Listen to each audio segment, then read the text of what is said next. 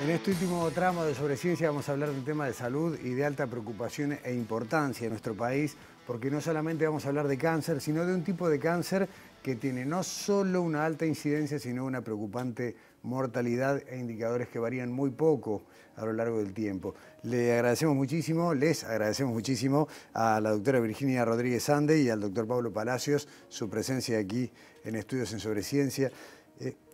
¿Por qué preocupa, y especialmente en Uruguay, el tema de cáncer de pulmón, 15 años después de que arrancáramos decididamente, ¿no?, con campañas para cesación de tabaquismo y demás? Bueno, la incidencia del cáncer de pulmón en Uruguay se mantiene entre las más altas a nivel mundial. Aproximadamente en hombres ocurren 1.100 casos nuevos por año en promedio y en mujeres aproximadamente 400, un poquito más de 400.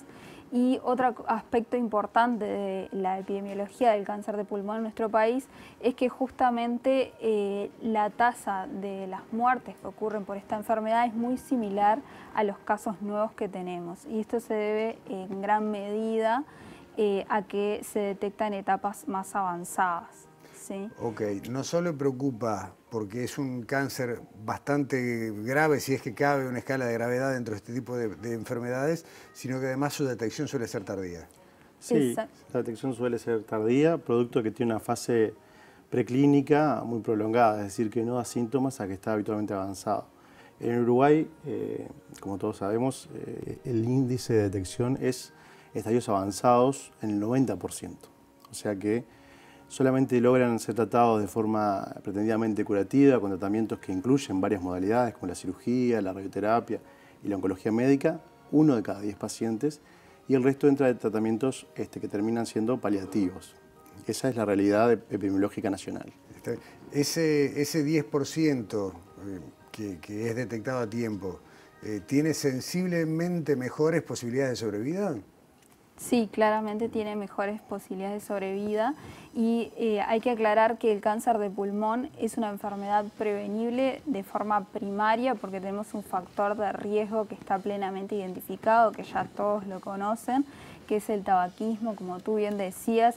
Desde 2003 que Uruguay se incorporó al convenio marco de la Organización Mundial de la Salud, que fue ratificado en 2004, y a partir de eso surgió la ley antitabaco en 2018, se han seguido implementando un montón de medidas tendientes a disminuir el consumo de tabaco en nuestra población.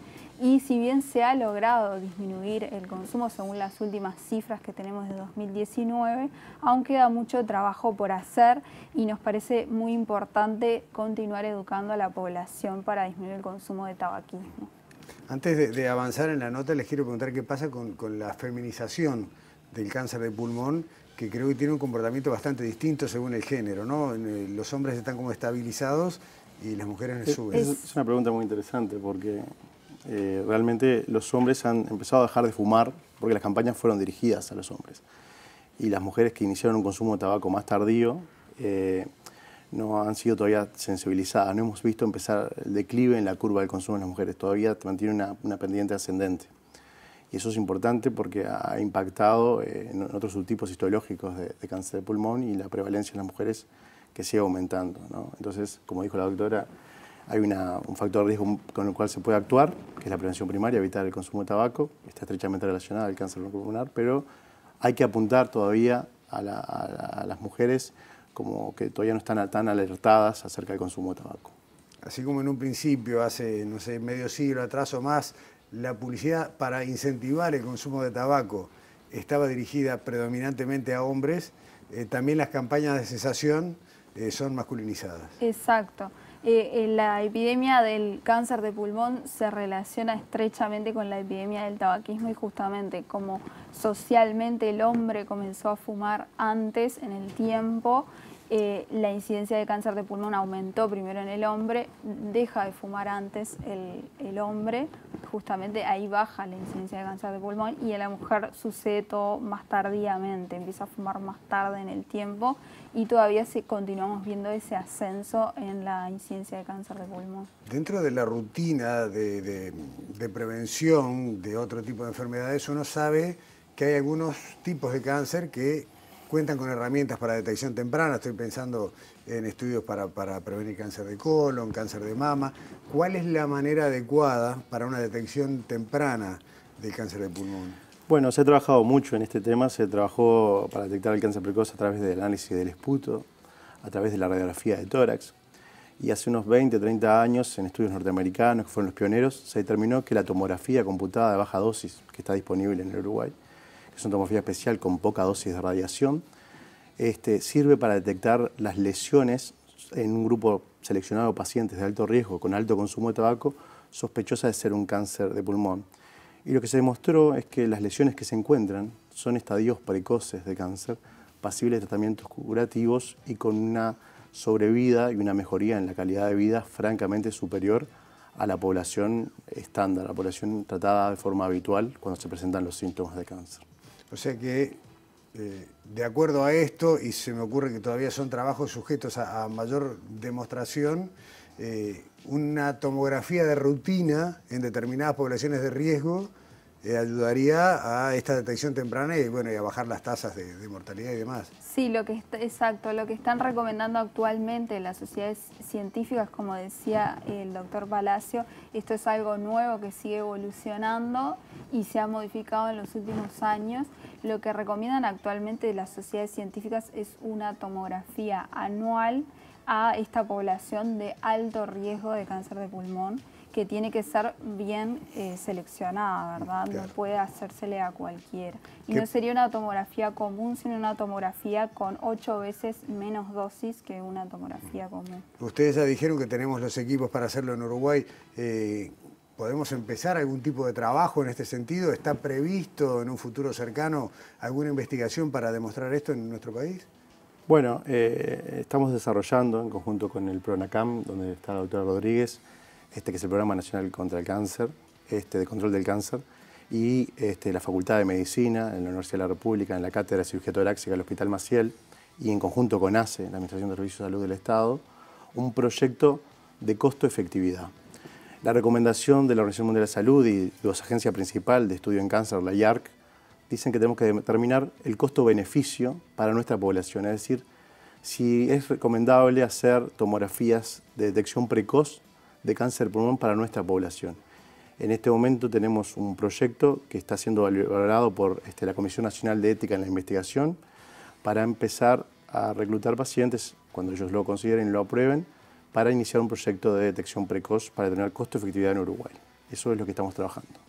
En definitiva, una vez que esta investigación esté en marcha, llevará sus años, como todo trabajo científico, pero podremos saber claramente si se justifica, ¿no? Esto, que también es un estudio costoso, una tomografía tiene un costo, pero obviamente para cada persona detectada con anticipación también hay algo que es ganancia por todos lados, desde la calidad de vida hasta lo que es la recarga de los servicios de salud.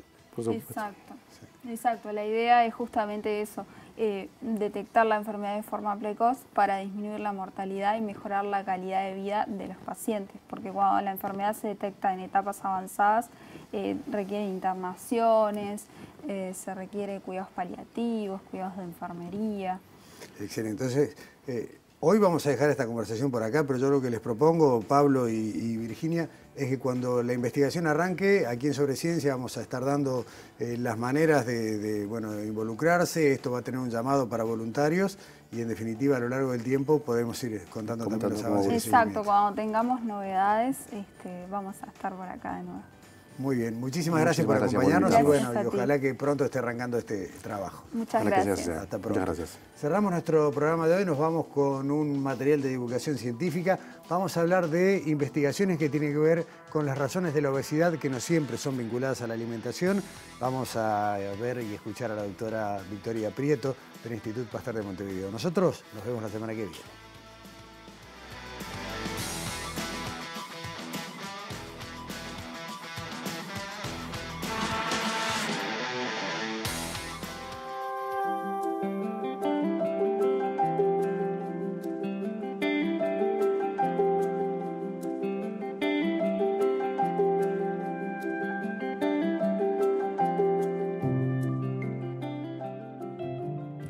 Te digo que estudiamos la obesidad sin hablar de dietas, si bien sabemos que existen conductas o condiciones que llevan al aumento de peso, la ciencia también ha identificado otras causas para la obesidad.